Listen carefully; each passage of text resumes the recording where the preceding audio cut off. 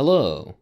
People seem to have liked the previous video on Soviet economy, strangely enough, and plenty of you guys have sent me this video. Soviet-style economics is insane and here's why. Yes.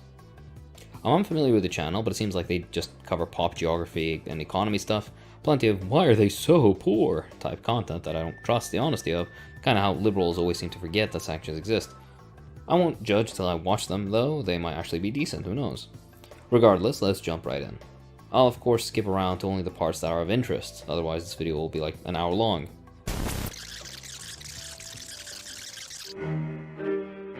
Largely cut off from global economic banking and trade, as well as not being subject to demand shocks, the Soviet Union was a single country that didn't just get through the Great Depression, but thrived. Rather than contracting, the Soviet economy continued its dramatic economic and industrial boom, increasing its total industrial output between 1929 and 1934 by a whopping 50%, all while maintaining effectively zero unemployment. In light of such a major economic downturn in contrast, some Western economists praised the Soviet communist system, with some going as far as to claim its superiority over Western capitalism. Yes, we'll get into all that. Silly choice of music aside, seriously, no one puts on Sweet Home Alabama or something when people speak of the US, which, I don't know why such culturally charged music is... yeah, this stuff just gets exhausting after a while. Anyways, it's nice to see that he actually does give some reasonable credit to an economy that basically had all the cards stacked against it. I wonder if he'll undo all that in a minute. But why? How is the once envied Soviet economy now in ruins, only to have left a bloodied print on human history? Isn't this guy American? I mean, if you're looking for bloody prints. Alright, out of this he gives a semi-decent rundown of the basic pre-industrial era of Russia and parts of Europe, but then he says this. This happened all over Western Europe, effectively creating a new, more inclusive labor market. Opposite to an extractive economic system, an inclusive one does not rely on the desires of the upper class, but on the equilibrium of markets. That's just ideology. That's plainly not true. If I'm being very pedantic, yes, pre-capitalist and capitalist formations standardized market function and movement of labor, but to not claim they were extractive is simply wrong. Surplus exists in all economic systems aside from the absolutely earliest formations. And the distribution of the surplus is definitely politically determined and extractive, especially under capitalism. Simple base superstructure stuff, really. Furthermore, he's not exactly clear on time frame and location, instead loosely stating, all across Europe after the Black Plague, which is reductive to the point of rendering his point incorrect. The desires of individual members of the upper class don't take absolute predominance, yes, but all society since slave society has fundamentally had a class character and hierarchy. Aside from moments of revolutionary turmoil, serfs, slaves, peasants, etc. usually didn't hold much if any political power, and their economic power was equally negligible. He kind of betrays his ideological presuppositions right away with that sentence. Therefore, wages cannot be artificially lowered, but rather workers are paid based on their value to their employer. Wages cannot be artificially lowered, and are paid according to the value to the employers. More nonsense. Again, time and location aren't stated, so it's difficult to really analyze what he means. Nonetheless, regular waged work under feudalism was fairly infrequent, although the world was and still is incredibly diverse. Many East and West Asian, pre-Columbian, and other civilizations had certain instances of regular waged work, but under capitalism, wages can and are artificially lowered all the time. This might be a miscommunication by what he means with artificial, but real wages under capitalism are lowered by things as diverse as inflation, increased rates of exploitation, meaning in the Marxian sense, higher percentages of surplus value extraction, the state of the labor movement, and related methods. Normally though, rather than focusing on pushing down the wage, increasing profits is usually more, well, profitable.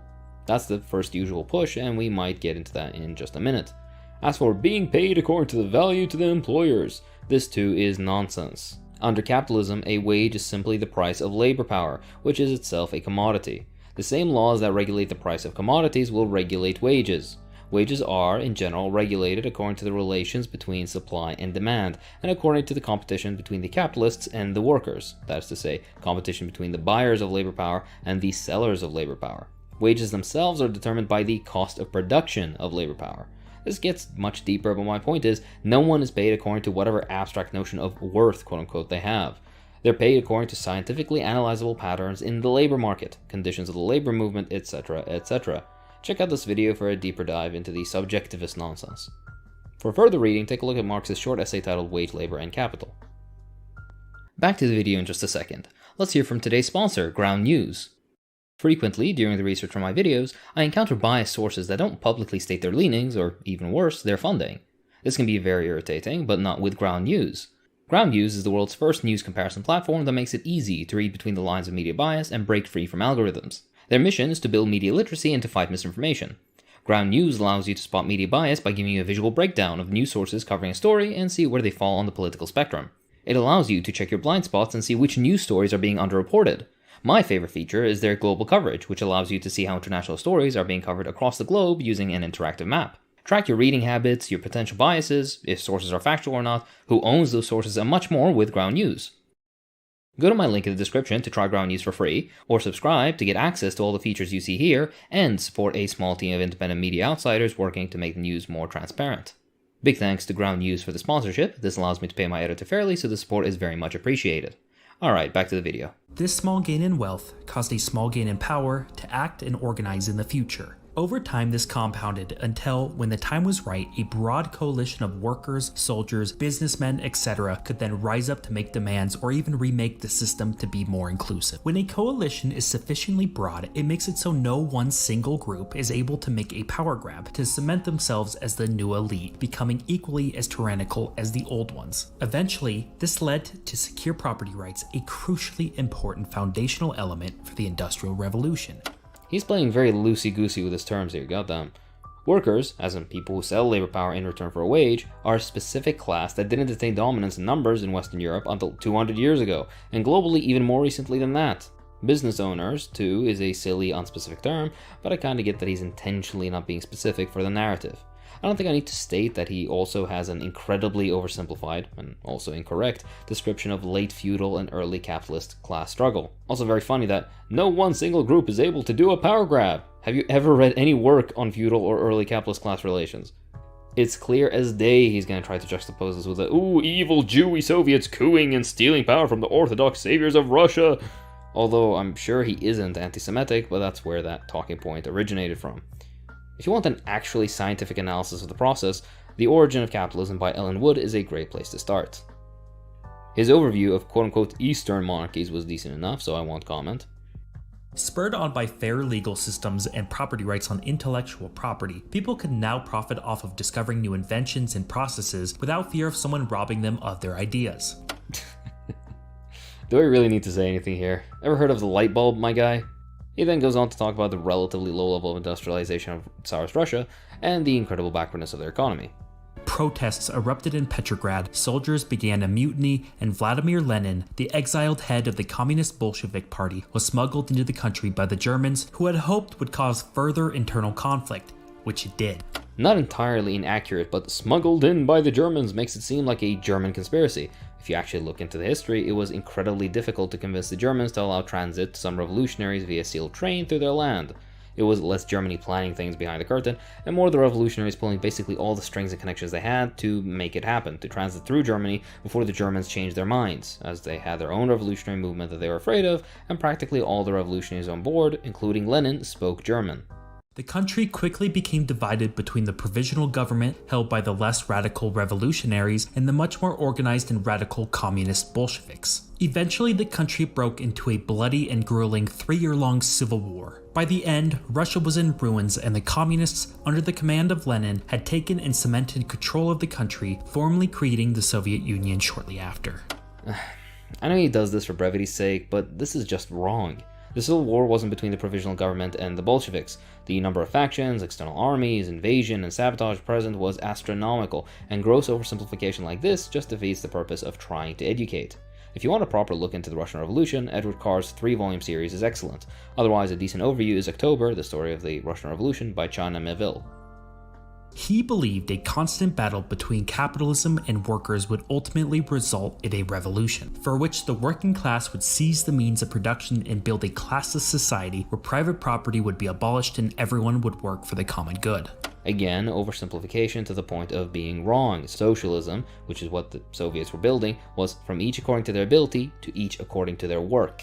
Communism, the next stage of development, which was centuries away, was from each according to their ability to each according to their need. Communism can only occur internationally in post-scarcity, and is a natural developmental step.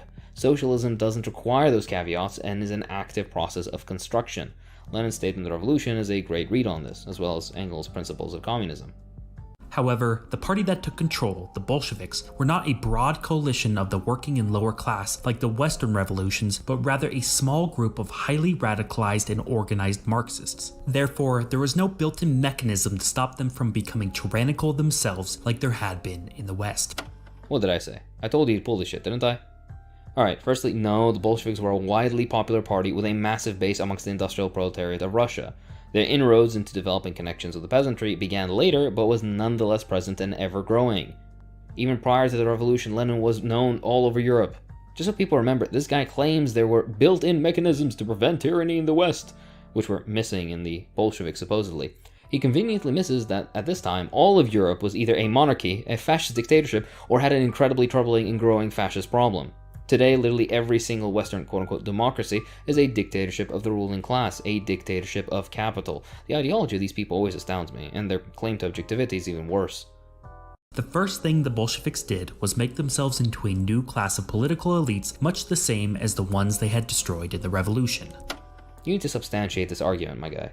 Political elites is a cute term to throw around, but is without much substance. Pelosi is a political elite. She directly owns capital, participates in the dictatorship of capital, and is at the direct levers of power. That's an actual political elite, one with substantially different relations to the means of production and the power to act on that to the benefit of her and her class.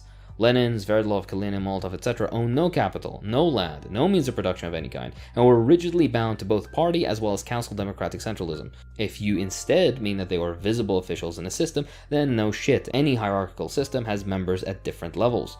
Furthermore, he says, the same as those they destroyed in the revolution.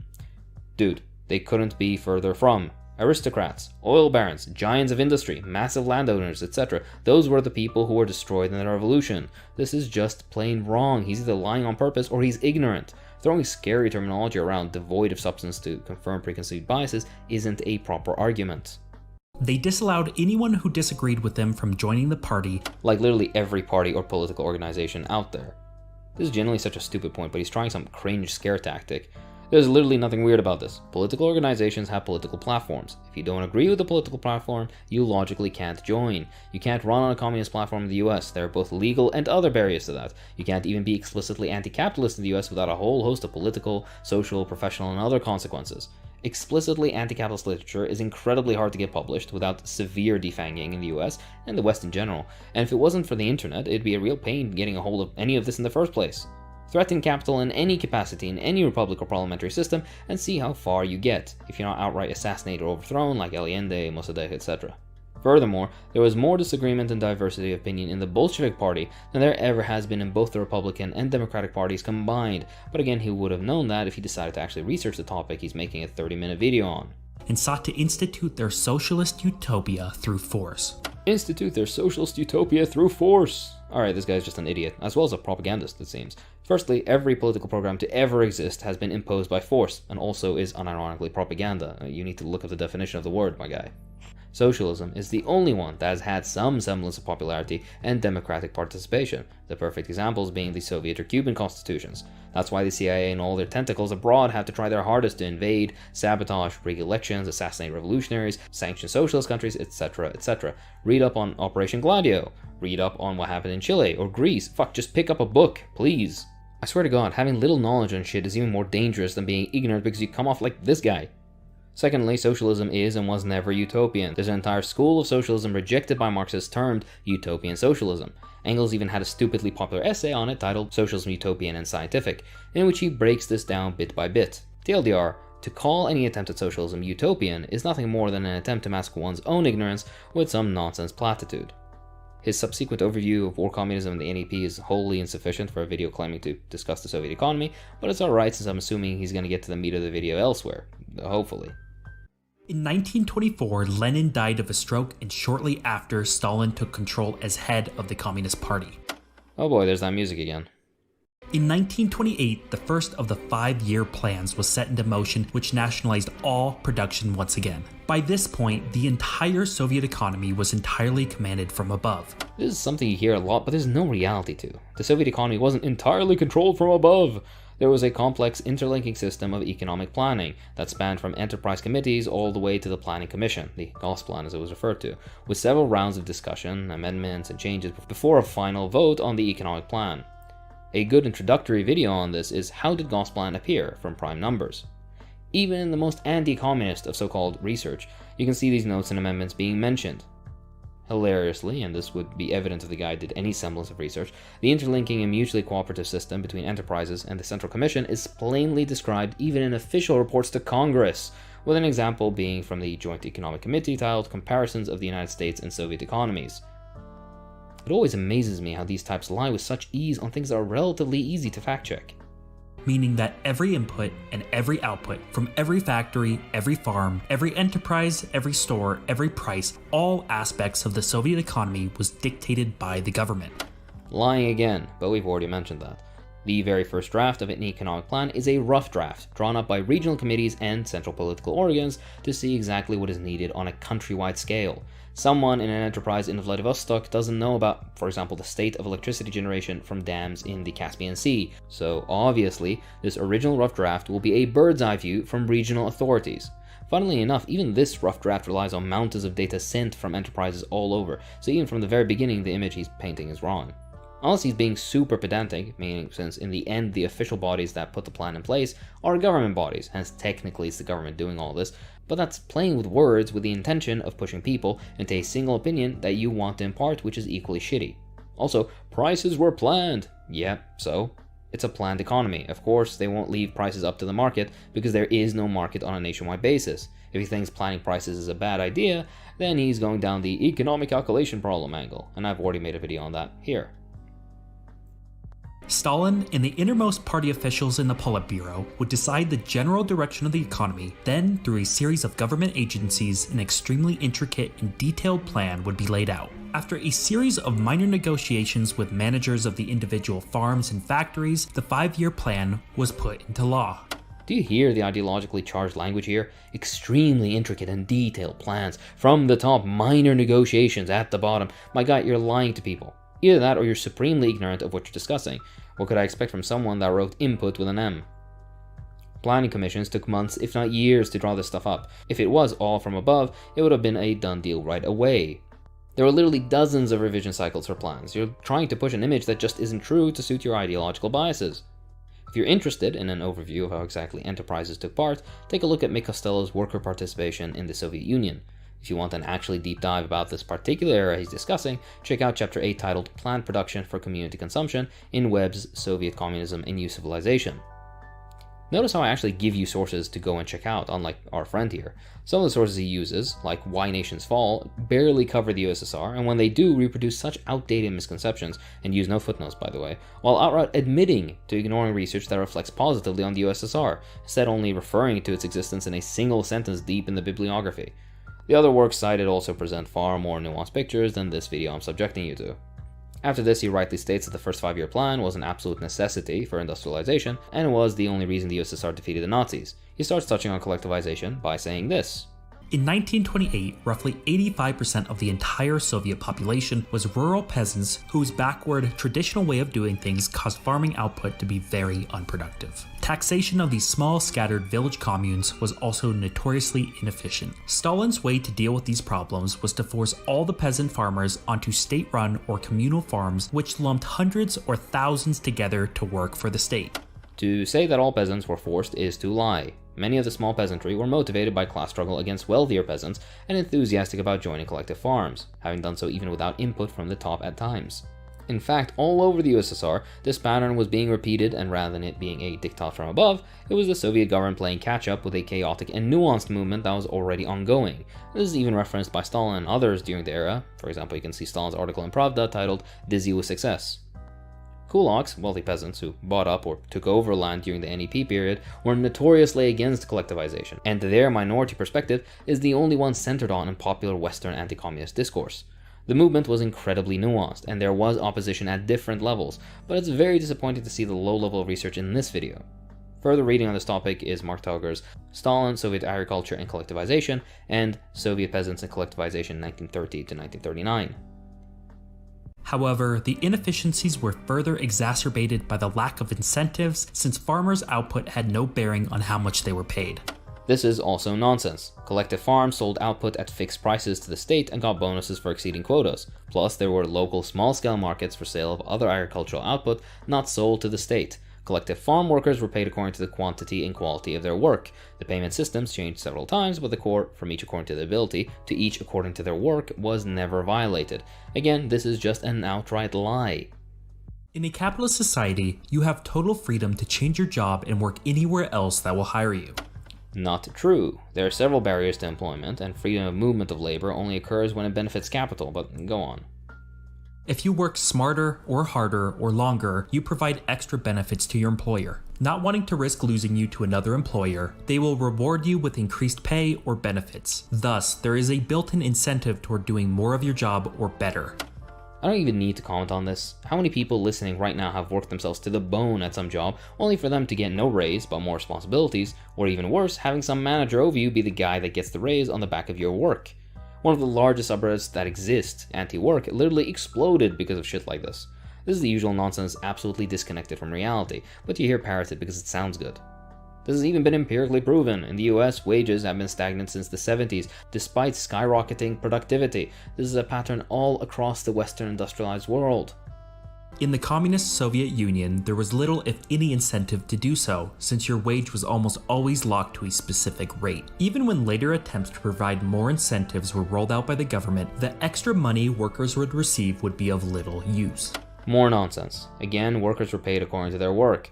The incentives nonsense has been debunked time and time again. Soviet enterprises were just as efficient, if not more efficient, than Western ones, depending on which research you're looking at. Soviet worker productivity was similar to that of workers in Western industrialized countries. Management efficiency, use of inputs, quality of outputs, all these are things you hear negative things about, but reality paints a different picture. Since the Soviet economy was dictated from above, to keep the population content, prices were fixed and kept low. Output and prices were therefore not correlated with one another like they are in capitalist societies. That meant that the need for goods at prices set was much greater than the actual production of those items. Huge simplification, and also kind of wrong, unsurprisingly. I love he doesn't specify at all, as if to paint an image of shortages of every single commodity. My guy, the country wouldn't have survived for nearly a century if that were the case. Firstly, this "to keep the people content" is such a stupid thing to say. Just because your government couldn't give a shit less if you live or die doesn't mean every other government out there is the same. They set prices out of commitment to socialism and every single person's right to the basic staples of life, not out of some Machiavellian scheme to control people. This was a political commitment that's missing from almost all imperial core countries, and that's why food banks are stretched thin from the US to Britain. It's objectively a good thing that output and prices for staples aren't linked like in capitalist market economies. That's how you avoid 1 in 6 children living in food insecure households like in the US. For luxury goods, yeah, the prices were usually higher and there was a relatively lower amount of them for several reasons, prime amongst them being the unending economic warfare and sanctioning of the Soviet economy from the rest of the world, as well as the continuous attempts at cutting it off from basically every source of raw material, as well as technically finished good. This meant that items were almost always out of stock, and when they weren't, they would quickly sell out. There were only 3 periods in USSR history with major shortages. The very inception of the Union, which had significant market relations until the 1928-33 period, World War II, and the very end of the USSR when they had transitioned away from socialism into market mechanisms, the very thing this guy is lauding. Notice how all these are periods of absolute turmoil, which unsurprisingly disrupt supply chains and result in shortages. COVID did basically just that for the entire capitalist economy. But all of a sudden, if I bring that up, people like this guy will start calling for nuance. It's just also disingenuous. Luxury goods are another discussion, but arguably can be the only valid argument for shortages, which frankly I couldn't give a damn about. I'd rather people have free education and healthcare than Funko Pops or garbage overpriced repair locked phones, but that's just me. It's always good to remember that the point of the social system was to maximize living standards equally, rather than simply providing luxury goods to the absolute top. Undue overproduction isn't a good thing, especially with all the waste produced. That aside though, under capitalism there's plenty of limitations on luxury goods too, it's just that those that can't afford them don't notice. To these types, it doesn't matter if kids go hungry, as long as the Louis Vuitton store is always stocked. This, along with the fact that the heavy industry was persistently emphasized more than the consumer goods manufacturing, and what you're left with is the inability to make use of any of the extra money afforded to you for doing a better job. Thus, incentives in the Soviet Union did not function well and per-person productivity suffered. The emphasis on heavy industry was something imposed on the USSR by the outside world, and many debates internally were had over this. If socialism were allowed to develop on its own without external threat, then of course plenty of emphasis would be thrown on light industry and consumer goods. But without hydroelectric plants and tanks, you wouldn't have a country to consume within in the first place. Regardless, the efficiency meme is just that, a meme. It isn't true, and the research is clear on this. The only industry that truly worked below its total potential was agriculture, and this is an incredibly nuanced topic that can't be summed up simply as, oh, socialism messed it up. Even modern Russia faces similar issues in that field, and they're as capitalist as can get. He goes on to give a very limp-handed compliment to the USSR concerning its eye-popping growth of the 5-year plans. Seriously, it's like pulling teeth for him. I'm sure had any capitalist country posted half Soviet figures, this guy wouldn't be able to contain himself. Regardless, he claims that this growth was of, and I quote, low quality, without any source or example. Afterwards, it's the usual trifecta of anti-Soviet nonsense. Managers would game the system to underachieve, supply lines and inputs were bad, and most workers just sat around doing nothing. I've covered this nonsense in the last video, so if you're interested, take a look here. The workers sat around doing nothing point is one of those anecdotal things you hear but has no real empirical basis. Like in every economic system, and most of all capitalism, have you ever walked into a corporate office? There are people who try to get away with doing as little work as possible. This isn't unique to socialism or capitalism. Of all the people I personally know who have lived, worked, and studied in the USSR, none of them have ever gotten that impression. In fact, they saw the inverse, that the Soviet people were actually quite hardworking. I don't like using anecdotal evidence though, so take that with a grain of salt. Furthermore, I'd rather 20 people be in a workplace with some of them slacking, rather than 10 being overworked and 10 being unemployed or homeless. Just a side note, the way he presents this argument also is incredibly mechanical and even wrong at times, so I feel that he hasn't actually read the few sources he lists in the description. Most of these incentive issues stemmed from another key issue, that of limited information. When planning out, in its entirety, an economy of an industrialized nation, what is needed to run things as efficiently as a market economy is complete and total information, for which the Soviet planners did not have. Unproductive and wasteful industries persisted as incentives were unable to be utilized by the planners to increase efficiency. The limited information point I've covered in the previous video on the Soviet economy, but the LDR, this is a semi-valid point that is no longer valid in the era of modern computing. Had the USSR endured till now, they would have most likely adapted toward that direction as well. As for the information point, this is just a bad rehashing of the economic calculation problem, which I've covered previously as well. The last and arguably most important failure of the Soviet economy was a lack of innovation. In the capitalist world, ever since property rights were established and maintained, there was an immense incentive to create a new invention or more productive manufacturing process because you could patent the idea and make a lot of money. Again, in the Soviet Union, with fixed wages, limited range of items to buy, and the fear of this in some way or another coming back to harm you, there lacked general incentives for Soviets to innovate. A silly point, as Soviet patents existed too and were roughly equivalent in output to, for example, the US. Furthermore, let's not forget it was the USSR that launched us into the space age, so the point really doesn't stand. I made a video a long time ago on socialism and innovation, so check that out here. He reiterates the outdated Soviet economy is based on oil narrative after this, mentions importing machinery as a bad thing despite literally every single capitalist economy doing the same, and yet again also the fairly simplistic "it was the Soviet military that drained the economy" meme that has at least a few grams of truth to it, but again is completely devoid of nuance or mention for unending warmongering from NATO and the US. Now, get ready for the liberal thesis of the century. However, the seeds of the Soviet economic collapse had been planted before the nation even existed. Unlike the revolutions in Western Europe and the United States and their slow march toward greater rights and freedoms, the Bolsheviks that took control were not a broad coalition and thus they became tyrannical. Left with unchecked power, they did not form new inclusive systems, but rather made new extractive ones with themselves at the top. There really is nothing to say here. Read Lacerda's Liberalism, A Counterhistory, and educate yourself out of this brain rot. Just like how the elites of the Russian Empire resisted the creative destruction of industrialization, so too did the elites of the Communist Party, as they resisted giving up any political or economic power that would have enabled these positive changes. This was because they knew doing so would reduce their personal power, wealth, and potentially even their lives. Literally just projection. Stalin lived in a 2-bedroom apartment with Molotov and died with a modest savings account and a few clothes to his name. Likewise with Lenin, Guevara, Sankara, and many other revolutionaries. It's capitalist politicians in the West and their lackeys that monopolize entire sectors and serve only capital for their own personal gains. Party officials had no different relations to the means of production than regular Soviet people, unlike members of Congress in the US or any other political institution in the US, for example, American presidents. Lying really is second nature to liberals, isn't it? But ultimately, the story of the Soviet economic system was one that warns against the perils of tyrannical governments that only care about self-preservation. The incredible growth of the Soviet Union early on was not about increasing the living standards of its people, but rather to protect those in power. Therefore, the Soviet Union's collapse was determined before it even became an official country. He ends the video with this nonsense. Can you believe it? Some people watch my video and claim I'm more quote-unquote ideological than this guy. Hey, at least I don't pretend objectivity exists. Where are your sources for this, my guy? Kotkin, one of the most anti-communist historians to exist, himself admitted to the clear devotion these people had to socialism and their country. Absolute brain rot. If you really care about actually learning why the USSR was illegally dissolved from a political and economic lens, check out Kieran and Kenny's Socialism Betrayed. I made a partial transcript into a video previously, which you can see here. And that's the video. Garbage, I know. I do apologize. It's not that the USSR didn't have clear deficiencies. Every country does. In fact, Marxists are usually way harder on the inefficiencies of social systems than liberals ever have been. But the point is that you shouldn't have to lie or resort to stupid, bombastic, propagandistic nonsense to get a point across. And that's all for this time.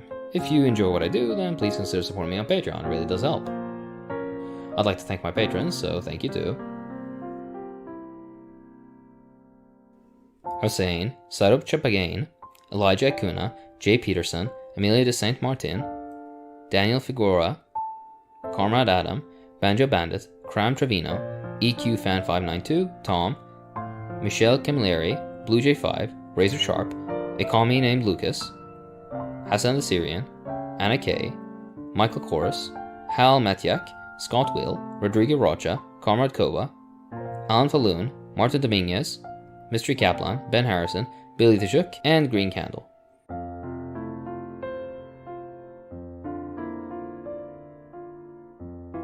Thanks for watching.